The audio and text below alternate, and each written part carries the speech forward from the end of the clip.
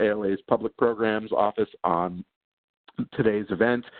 Carolyn Anthony currently serves on the Standing Committee of the Metropolitan Library section of IFLA and continues as a consultant in aspects of public library leadership and learning. And Mary Davis Fournier is the Deputy Director of the American Library Association's Public Programs Office and the Director of the National Impact of Library Public Programs Assessment, which we will be discussing today. With that, I am going to turn things over to Mary and Carolyn. And Mary, I believe you're presenting first. So over to you. Welcome and thanks for being here. Thanks, Dan. Welcome, everyone. Thank you all for joining us today as we share findings from the NILPPA Research Initiative. As Dan said, I'm Mary Davis Fournier from the ALA Public Programs Office, and we assume that by tuning into this webinar, you're either a creator of, a fan, or teacher of, or just curious about public programs and perhaps have been following the national impact of Library Public Programs Assessment, or NILPPA, as we like to call it, research through our website, nilppa.org. Now, before we move on, I'd love that you all have been saying where you're from in the chat, but before we move on, we'd love you to respond to a quick poll that's going to help us to understand what types of libraries and librarianship are represented here with us live today. So, Colton, I think you're taking that away. Yep, so I'm going to open the poll right now. It's going to appear on the right side of your screen. You'll see that right there. And it's which type of library do you work in? Public, academic, college, school K through 12, special, or other. And if it's other, you can respond in chat. You've got just over 15 seconds left to put in your answer there. If you have any trouble with the polling section or you don't have time to get your answer in, please feel free to just respond to the chat space, and we would be happy to hear from you there as well. All right, so just a few more seconds to get in your answers. And I should say, while you're doing that, today's is the first of two webinars that are going to provide an overview of the findings that ALA is releasing this week through a white paper and an accompanying summative report, all found at nilppa.org. All right, thank you so much, Mary. We just need a few more seconds to tabulate the results, and then I can share them out with everyone. And I see that we've had some people responding in the chat, so thank you so much. All right, there are those results, Mary. Fantastic. I'm not sure how I'm seeing the results, but I'm going to go on to this and we will figure that out. Great. Yeah, Mary, I can just report in for you if you'd like. I see them now. They just took a while to populate, I think. So, yes, so I'm seeing that we have predominantly public and academic libraries represented here, along with some special and some folks in the other category. Those of you who gave no answer, maybe you can do that. I'm not sure if the polls stay up, but you will find as we talk about this today that interestingly, your responses sort of parallel some of our findings with this work. So thank you so much for responding to that. I would like to take a moment just to say that this research would not have been possible without the support of the Institute of Museum and Library Services, which provided both the initial planning grant and the Phase 1 grant for this project, nor would it have been possible without the expertise and collaboration of New Knowledge Organization, a leading interdisciplinary social sciences think tank, and our research partner in this endeavor. Their newknowledge.org logo is right in the bottom, and their website's fascinating if you want to glimpse some great research out there today. So just briefly, I want to say I'm joined by Carolyn Anthony, one of the NILPPA Research Committee members who's guided this work through both the planning phase and current phase of the research. Carolyn may be familiar to you all as a library leader and past president of the Public Library Association. She also chaired the Public and Cultural Programs Advisory Committee for the Public Programs Office, where the nexus of this research really began over 10 years ago. So a quick agenda for us today. We are, first, we're going to look at some context, what we've seen in the field that compelled this research. We'll share with you a bit about NILPPA. We will talk about the practitioner-led and collaborative approach to research through our committee. committees. We will get into our methods. The research project will define some key terms upon which this research has hinged, and we will share our findings on what makes a program with a little bit of time for discussion of implications and questions at the end. So with that, I'm going to turn things over to Carolyn Anthony to talk about the rise of public programming. Thanks, Mary, and hello all of you who are joining us. It's nice that you could be with us. Let's see, just a second here.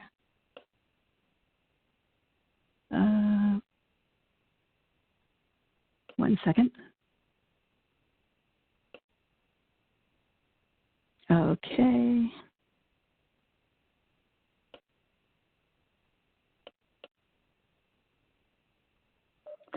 Hi, Carolyn. Okay. Need help? Yeah, I'm not getting the notes. Wait a minute. I know those.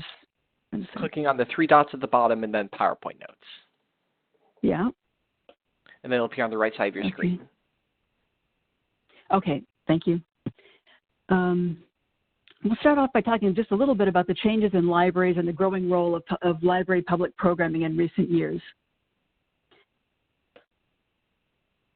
So it's no secret to any of you that U.S. libraries are transforming to meet the changing needs of their communities. Everything is in the midst of change for us right now.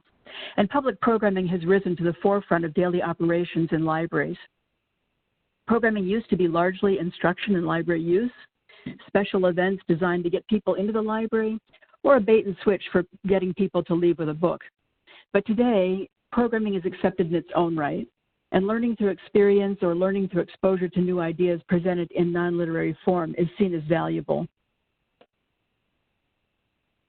The traditional role of libraries has expanded. More than just lenders, they're now concerned with lifelong learning, offering meeting places, theaters, classrooms, laboratories, lecture halls, and more. Libraries are centers where people gather to hear from experts, engage in civic dialogue, participate in a hands-on workshop, and even learn from each other.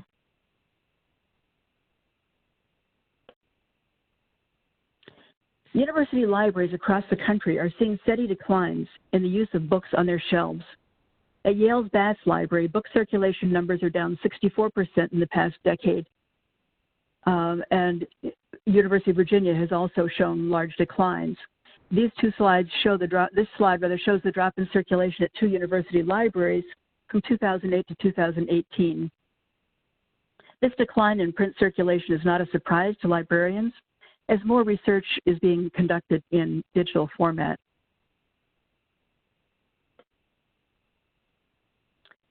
Most public libraries have experienced only a slight decline in circulation to date, as well as a more precipitous drop in the volume of reference service. But other services such as programming and instruction in digital skills has continued to increase.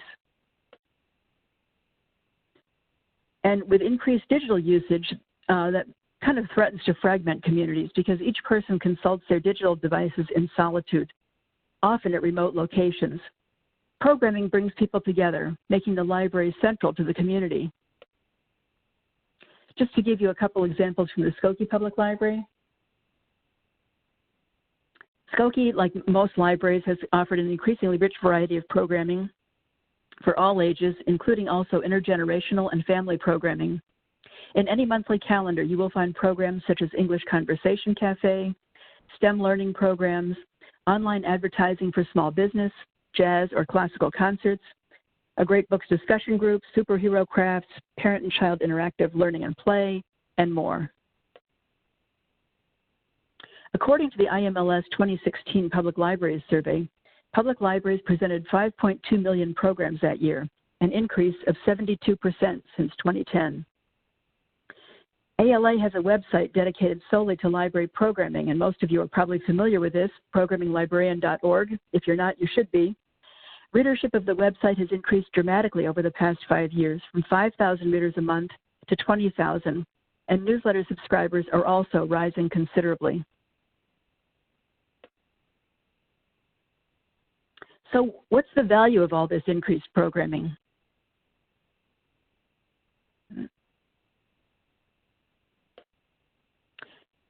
Individuals benefit from the knowledge, skills, confidence, awareness of library service, and new social contacts made through attending library programs. The community benefits from the increased knowledge and skills gained by individuals, from the strengthened partnerships between community agencies working in partnership, and from the increased community cohesion created among individuals gathering in person. Libraries benefit from the greater engagement of library patrons, from increased visibility of the library, connecting the library to the community in a better way, and that's the way in which the library begins to become seen as a community center, and also from the potential for greater community support.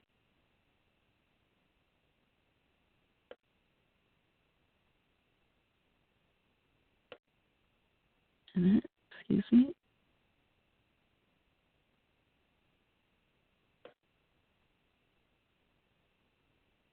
One second. Trying to get the slides to advance. 1 second. Okay, just I'm right with you. 1 second here. Okay, so currently little national data is available, but through data collection, we learn what makes a program effective, gather information that will assist in future program planning and resource allocation, and we are able to effectively advocate for increased funding and support for libraries. So it's important to begin collecting this kind of data about just what is happening with library programming. Now, Mary, I'll turn it back to you to outline the NILPPA research project. Thanks. Great. Thanks, Carolyn, for highlighting sort of both the shifting terrain and trends, as well as really the value proposition of library programming that NILPPA is responding to. So I'm going to share now the overall NILPPA research agenda goals and the central questions explored through this Phase 1 research. So NILPPA is really a multi-year, multi-part research project exploring the impact of library public programs. What we want to do is really document the characteristics, outcomes, and value of public programs, and we want to contribute information to help prepare future generations of library workers to excel in programming. And we felt these goals could be achieved by conducting some foundational research documenting and illuminating the potential of library public programs to fortify libraries, strengthen communities, and improve lives. So, what led us here? Advancing public programming in all types of libraries across the country. We wanted to get a better picture of library programming that would help us be able to ask other important questions, such as what impacts are libraries having at a community level? How can librarians, library workers enhance programming through strategic partnerships? How is the focus on programming impacted the public perception of libraries? These are all questions we want to get into, but during the current state of things, many individual libraries report data about their programs, but the library field has had little aggregate data on the subject of programming. So, in order to address that and grapple with this, we needed to answer a couple of foundational questions to ensure that we have an understanding of the field and that we're all using some common language. So the focus of this webinar today is our question 1, Q1. How can we characterize and categorize public programs offered by libraries today? Q2, which you see on the screen, our other research question for this project, will be delved into in the Part 2 webinar, which is going to take place Friday, so I hope you've all signed up for that. So ALA has been fully committed to a transparent and collaborative research project, and an ALA staff team has been working with our research partner, New Knowledge Organization, to really advance the work of 2 committees of programming practitioners who signed on as researchers. Each group was taking on one of these 2 questions, so there's their focus, and we also had a great group of advisors from within and outside of the library field. So the Q1 program categories group was Carolyn Anthony, who is with us today. Jennifer Wheel-Arns from the iSchool at the University of South Carolina, pardon me, and Jamie Campbell-Nadeau, who's the endowed professor at the University of Alabama School of Library and Information Studies. And our process has been really multi-step and detailed. Our methods included concurrent methods, really, of surveys, interviews, conference programs, discussion forums, reviews, reports to gather national data from many different library sectors. Our research also drew on findings from related projects, such as PLA's Project Outcome, Web Junction, the University of Washington Impact Study, and Measures That Matter, among others. We also, and we did a number of waves of surveys to really refine the dimensions and add subdimensions to our picture of library public programming today. And then we also did case studies through interviews, focus groups, and reviews of library websites to really fill in any gaps that we were seeing in terms of our responses or the information that we were finding threads on. So this slide is just a glimpse of the validity surveys and the responses that we received from the field. We explored all types of libraries, as this shows in the validity survey breakdown here in this graphic. But as the summative report and the white paper details, our most significant respondents were from public and academic libraries. So this is just a glimpse of some of that the survey data responses that we're receiving. And again, this research question sought to answer how we can categorize and characterize programs. So this slide here is an idea of the information we gathered to get a full and informed picture of the characteristics and categories of library public programs from all types of libraries. So we had responses to what the topics and formats in use are, how programs are paid for, what audiences are being served, who the most valued community partners are, how evaluation is taking place and what the cycle and feedback and evaluation is, and what outcomes are being evidenced through effective public programs. So we'll leave that there for a second just so you can sort of think on and absorb the types of questions that hopefully many of you on this webinar, 208 strong on this webinar, responded to. I'm hoping that you were also part of this survey process. And with that, I'd like to invite Carolyn back to discuss one of the most critical aspects of this process, defining key terms. Thanks, Mary. Yes, and Mary's kind of alluded to this process. It was a couple of years in the works, and one of the most interesting parts was this question of defining terms for what exactly were we talking about. Programs are a lot like art. We know it when we see it, but it's difficult to articulate a definition that everybody agrees on. Hope you enjoy this little picture here.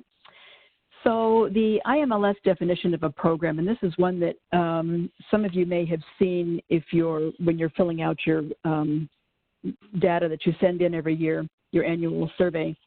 A program is any planned event which introduces the group attending to any of the broad range of services or activities, or which directly provides information to participants. Programs may cover use of the library, library services, or library tours. Programs may also provide cultural, recreational, or educational information, often designed to meet a specific social need. Well, we weren't quite satisfied with this for our purposes.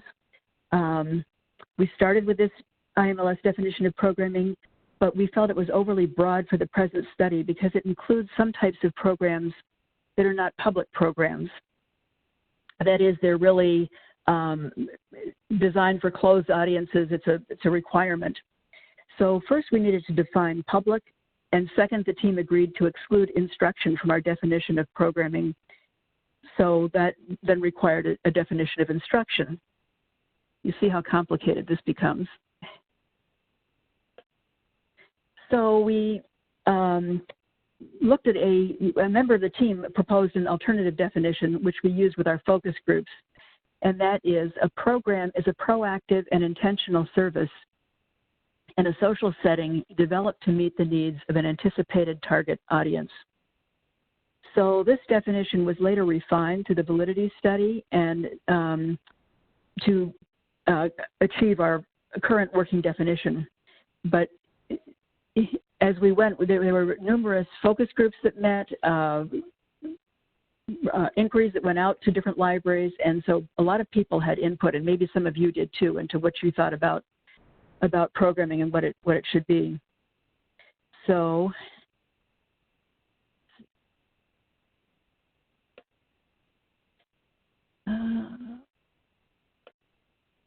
what we evolved into is a public program is a service or event in a group setting developed to meet the needs or interests of an anticipated target audience. All libraries, regardless of type, have a public, by the way. That use of the word public in public programming led many people perhaps to think of public libraries, but all libraries do have a public. The audience, and that's the audiences the library tailors its programs to, and the people the library serves. So what do we mean by public? Well, the library leadership and the communities the library serves, or the audiences the library targets with its programs, is its public. For a public library, that could be the entire community, but it could also be a subset thereof. So it could be something like seniors, or it could be preschoolers, parents of young children, etc. And for an academic library, they might be looking at their entire university community, including their town that the library, where the university is located, or it could be another targeted group, such as undergraduates or freshmen, for example. So this definition underwent considerable review and discussion to clarify the free choice nature of the attendees. If attendance is required at a program, it's outside the definition. So this frequently happened in school libraries where we had to discount something as a program because it was required for participants to attend, in that it was an open invitation to attend. And for schools, we recognize that there are particular circumstances that come into play, and a lot of it just being because of the security concerns for the school, it's harder for them to have an open public call for a program. So a public program is an intentional service or event in a group setting developed to meet the needs or interests of an anticipated target audience. As I mentioned, all libraries do have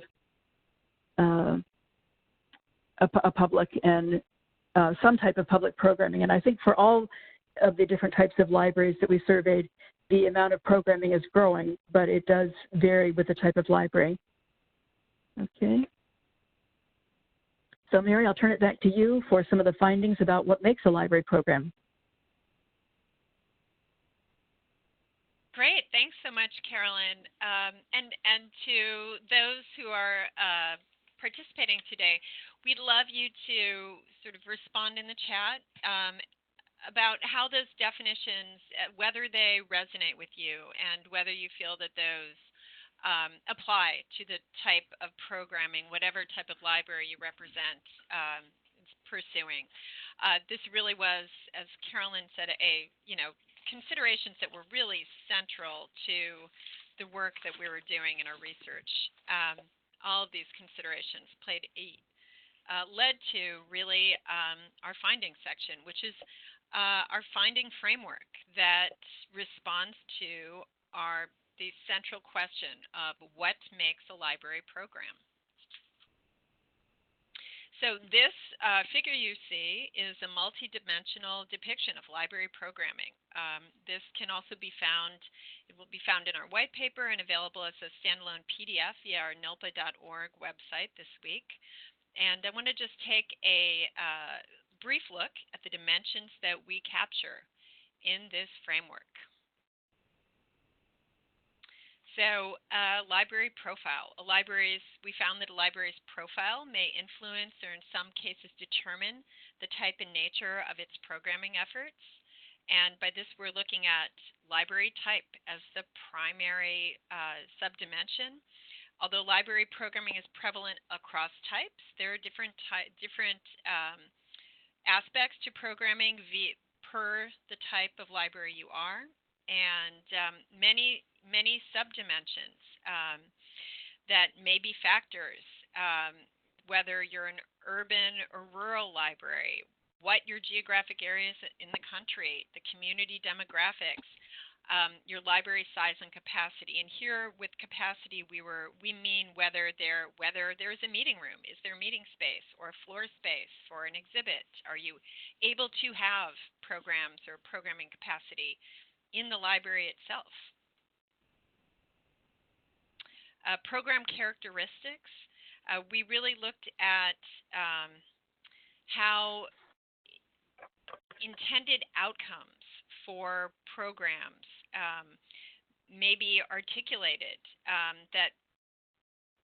that we determined it may influence programs. And the input here, based on the inputs we received via surveys and focus groups and case studies, we really narrowed it down to 7 primary intended outcomes that could be most library programs capture.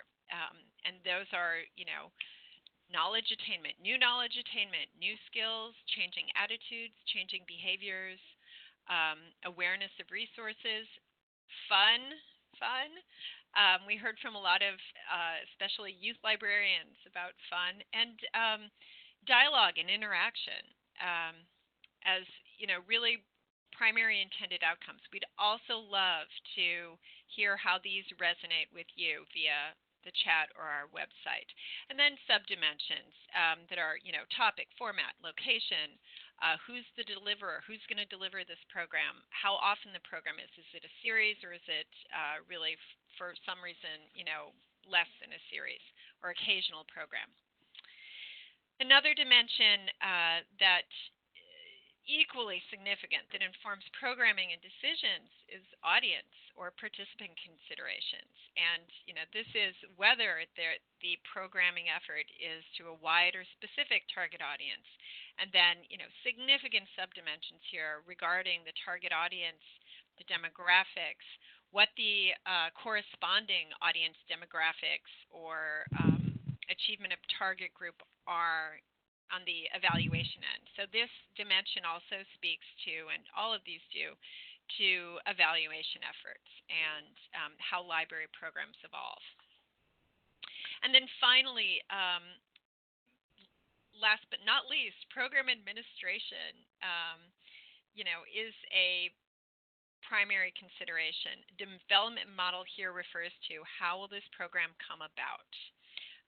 These subdimensions, equally related, is where is the funding coming from? Who will staff and develop it? Will it be the youth services team? Which partners will be involved? All of these factors are bedrock to programming. And I'm just putting this image up again because together these dimensions become this framework, which addresses our fundamental research question of what makes a library program, and we feel really reveals their complexity and potential of library programs. And with that, I'd like to turn it back over to Carolyn. With her years as a practitioner and thought leader, it's great that she is willing to jump into the implications of what we've done here. Okay, thanks, Mary. Well, all I can do in this short time is suggest a few. This is not going to be exhaustive, but let me suggest that some of the implications. So for one, I think we have a more nuanced understanding of the nature of public programs in libraries, what exactly is going on out there. A survey, if you will, of just what's happening in the field and where people are moving with programming, because it certainly has changed so much from just the children's story times and the much thinner offerings for adults that we used to see a couple decades ago. We also have a much greater appreciation for the outcomes and the impact of library programming on individuals, on the community, and on the library, as I mentioned. I think we can't discount the factor of capacity building for library staff and community members that comes from programming, participation in programming at the library. Also, the skills needed for programming, and you'll hear more about that in the second webinar, but the skills needed for programming are different from those needed for collection-centered activities. So there are implications for hiring, professional development, and those kinds of factors in libraries. So combined with the results from the question of competencies, research findings, as I mentioned, provide a more nuanced understanding of the nature of programs, public programs today. And I think the information that we're getting is going to help library workers of all types design strategic plans with attention to public programming. And what do I mean by that? It's everything from resource allocation of staff, of public space, how many meeting rooms you have and what kinds of public spaces for meetings, obviously budget for programming, allocation of staff time, all those kinds of things. Even the factor of the support that's needed from not just the clerical staff, but the maintenance staff to support an increased programming load. So that's just a brief suggestion of some of the implications. I look forward to hearing your comments, and I note that you've been having a lively discussion and chat about the definitions, so I look forward to that discussion.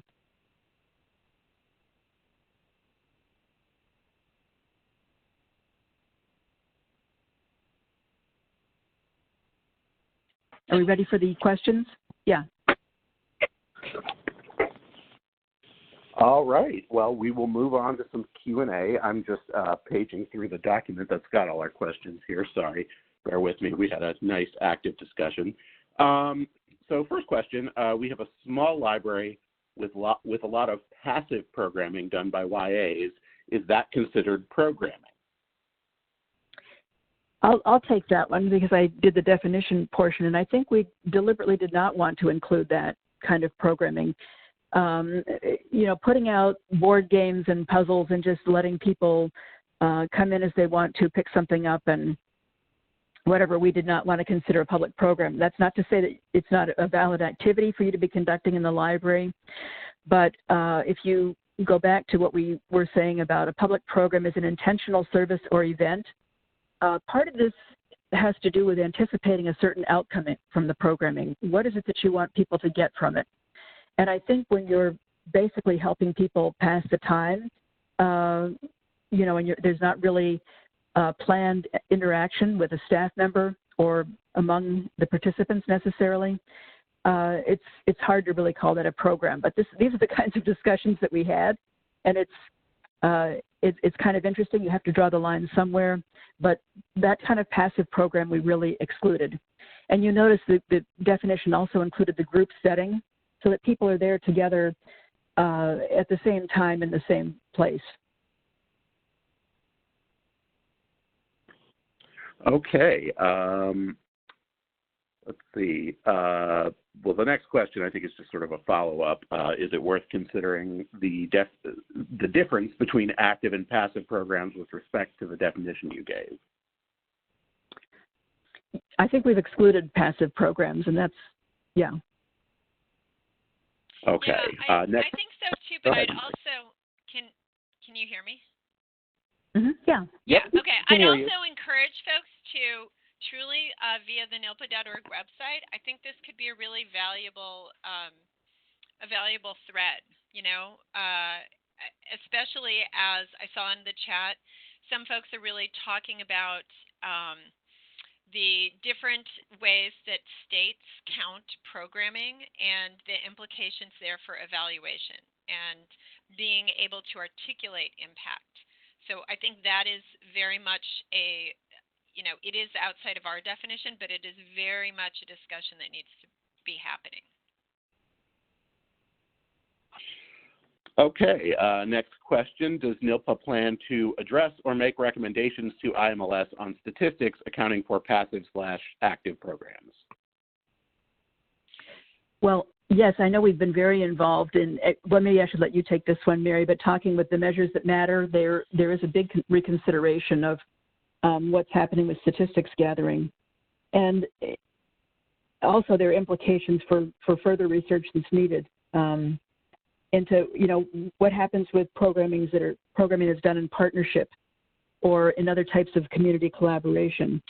And there's a whole range of different kinds of impacts and methods for assessment, and those are areas that they're looking into further.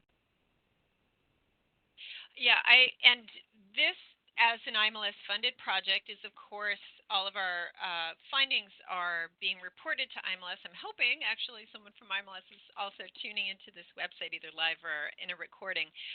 We'll also be presenting on it at ALA's annual conference and considering and continuing that discussion. But IMLS has been, to my knowledge, very active in thinking about all of this and working with the states, as Carolyn mentioned. Also in really thinking about small and rural libraries of all types and what their specific needs may be in terms of programming, impact evaluation, and, as some of you are pointing out, passive programming may also be something that's in the mix there. All right. Have online programmings or events been taken into consideration? A few examples might be an online meetup, online book discussion group, Ask Me Anything session on Reddit, etc. I see no reason why that couldn't be included in the definition because people are gathered in a single time and space, albeit an online space. So I think that would certainly fit within our definition. And I guess I just want to reiterate that because I'm seeing these different notices about other kinds of things that people are doing, the kind of one-on-one tax help, one-on-one maybe reviewing somebody's resume or whatever. Again, we're not saying that these activities aren't worthwhile for the library to be doing. We're just talking about them not necessarily being a public program. So you might count them in another way as an activity, whether it's, persons served or whatever. But we were trying to uniquely look at what is it about a public program that really makes a difference for individuals, and what can we expect from that in terms of outcomes. So we had, as I say, we had to set the boundaries somewhere, and that's where we came down. And thanks, Carolyn. I can add to that virtual or online programs were one of the, in our survey, that was a box that could be checked in terms of the types of programming libraries are engaging in. Okay. Somebody asked, what about a gaming club, something like Dungeons and Dragons style gaming? Is that a program? Right. I would toss that back to the poster. Do you feel that fits within the definition? We're again we are not here saying it is not a program. We're putting forth a definition that we felt is, somewhat flexible and is something for, the field to take into consideration as the way we do what we do evolves. All right. I just want to also pull up, Dan, I'm seeing one question that keeps coming up about whether outreach was included in this study. Absolutely. The responses that we received were about library public programs. Not all of those public programs in any way were restricted to taking place in the library. So we all know that libraries of all types do programs off-site, engage in programming with partners. Again, this is through a survey and case studies and study of websites and taking in data from other similar or somewhat overlapping or relevant research, not so much overlapping, and all of those things, again, as reported by libraries, encompass what is, often what we found was community engagement, outreach efforts, on and off-site, sometimes virtual. All of those things informed what we did based on the responses we received from practitioners. All right, thanks, Mary. Someone asked, have you seen that the increase in the popularity of makerspaces is affecting programs?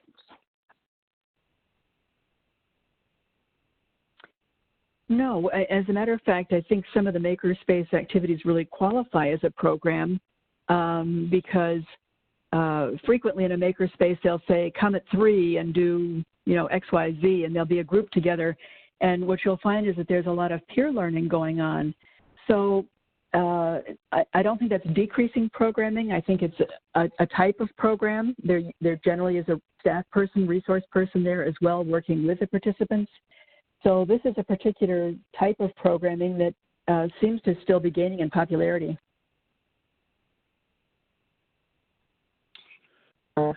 Okay. We have a question about advocacy. Can you provide any help communicating these statistics to help explain to library boards or political entities regarding the decrease in circulation and increase in programming? I can take that one, and yes, that's really why we worked on Project Outcome, because we wanted that kind of information. As our reference and circulation statistics were dropping, we knew that we were doing a lot of important work, much of it through library programming. That important work with early childhood education for preschoolers. I'm talking about public libraries here. All the job search and counseling work that went on during the recession. There was a lot of work that libraries were doing that wasn't really being captured very well, because all you get maybe is a hash mark and say, so many people attended a library program this week. So if you haven't looked at Project Outcome from the Public Library Association, please do so. It's also available for academic libraries, even though it comes from PLA. ACRL has been working with PLA, and there's a version of it with their own definitions and parameters that is for academic libraries, but it is very much intended to capture the outcomes and the impact of what libraries doing so that it can be presented for advocacy, as well as used internally for program development. And I can add on to that. First, I just put the links in the chat to both PLA's Project Outcome platform and then the ACRL information that has been released recently. They're embracing Project Outcome for academic and research libraries as well. And I also want to comment that one of the things we worked closely with Project Outcome with the NILPPA research as well. And one of the things we've noticed is that that was reported by the Public Library Association, and now that Project Outcome has been doing this impact evaluation on an individualized local level for libraries for a number of years. One thing that they've noticed is that the libraries that are participating in this, as they're seeing results, are far more intentional about the primary intended outcomes for their programming. So I put back up the slide about with the what makes library program framework. When you're looking at those primary intended outcomes, although that is not necessarily how the project outcome performance measures are organized, this is actually, these things are what they're paying attention to. Now that evaluations are returned and strategic planning can take place, and maximizing programming impact planning can take place. So we found that to be an interesting sort of movement as these evaluation platforms become more robust. And I would be surprised if the same thing does not happen with academic and research libraries as well. Okay, we've got a couple questions that involve specific examples. So these may be some quick answers here. One person asked, so a bunch of photocopied Sudoku sheets for people to do is not a program, but having a program about Sudoku strategies would be a program. That's a question. Yes. Yes, I would agree with that. Sure. I feel like we should have one of those ding, ding, ding, ding things. That'd be awesome. Someone else asked, we offer one-on-one career help and tax assistance. We've always counted those as programming statistics. Would those not be considered programs because they're not a group event? Yeah, that's one of those tricky things. And, you know, by the definition that we've set up, it wouldn't. But I know when we also had discussions about this in working on Project Outcome, we looked at the way that this was done, because there are times when maybe you have a certain, let's say a day that's resume review day, and you put out a call for people to come in, and maybe there are even some opportunities for people to interact with each other. And there are so many hybrid ways, you know, where you sort of say, well, then it begins to become a program as opposed to just something that could happen any day, any time. You know, taking people's photos for their passport and, you know, helping them get their passport. So there are a variety of activities that we carry out that are useful to people, but they don't rise to being a program. And I think that's what we have to look at here in terms of what is it that you're doing? Is there interaction? And I think a key point in the definition is that in a group setting, and we started out with saying the social setting, then in a group setting, but feeling that it's really significant when people have a chance to interact with each other and or with a staff member in a way that, you know, the group setting is kind of critical, I think, to making it qualify as a program. Again, that's not to exclude other activities as being useful and legitimate activities, just not saying it's a program.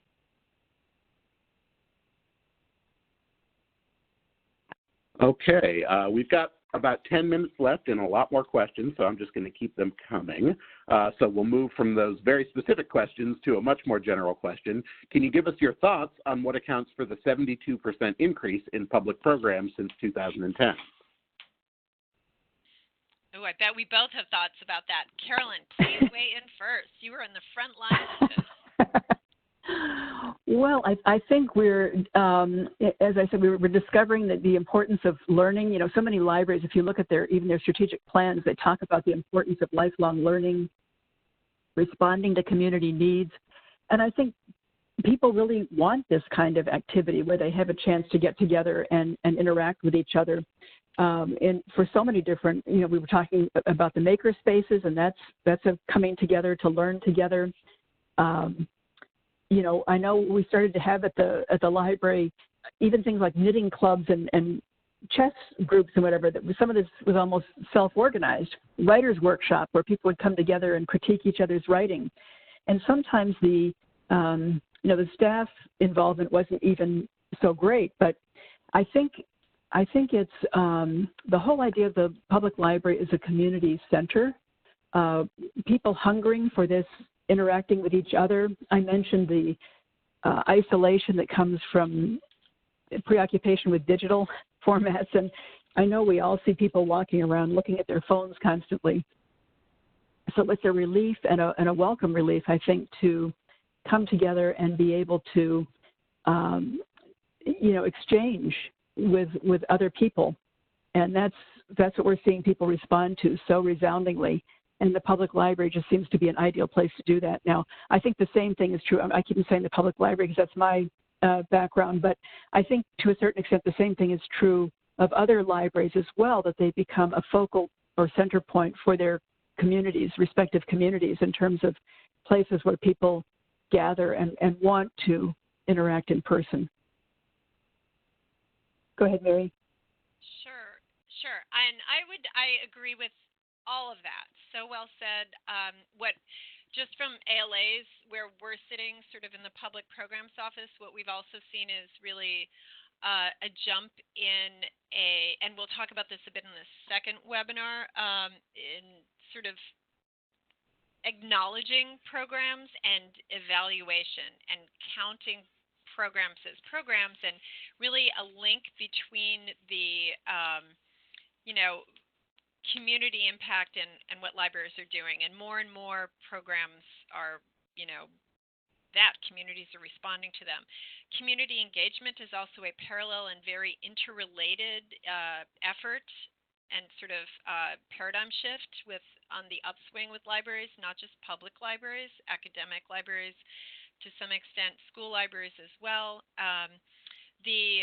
As we know, when I think economy collapsed at 2007, 2008, many libraries of all types stepped in to fill a lot of gaps, societal gaps that were really having an enormous impact on American society and way of life. And we've seen that as well. I think that that is in some part responsible for the surge, and some of it is really sort of the fact that these things are being counted now in a more substantive way, and agencies such as IMLS are, really paying attention, as are the states.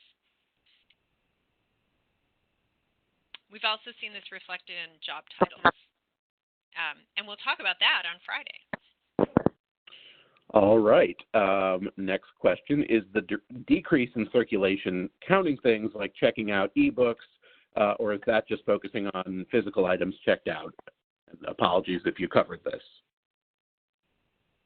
Well, we didn't get into that level of detail, but I think it includes things like the decrease in audiovisual circulation because people are streaming.